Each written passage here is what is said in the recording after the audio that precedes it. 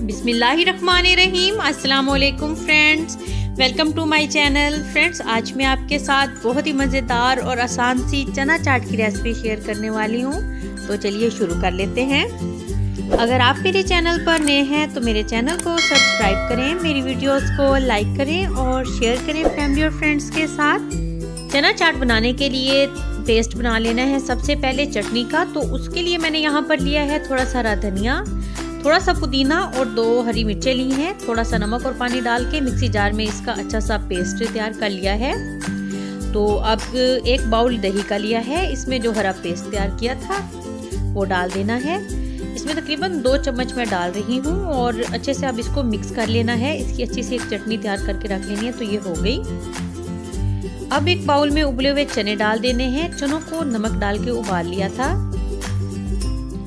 और इसके बाद अब इसमें उबले हुए आलू डाल देने हैं। ये मैंने लिए हैं 2 मीडियम साइज के आलू उबले हुए और 3 चम्मच बारीक कटा हुआ प्याज, 2 चम्मच बारीक कटा हुआ टमाटर डाल दिया है इसमें। और अब इसमें 2 हरी मिर्चें डाली हैं बारीक काट कर। और अब इसमें थोड़ा सा पुदीना डाल देना है, उसके पत्तों को बारीक काट दिया था। अब इसमें शामिल कर दिया है 1.5 चम्मच चाट मसाला और जो फिर चटनी तैयार की थी पहले वो डाल देनी है। ये आधी मैं अब डालूंगी, आधी मिक्स करने के बाद। तो बस इस तरीके से आप चम्मच की मदद से अच्छे से मिक्स कर लेना है इसको।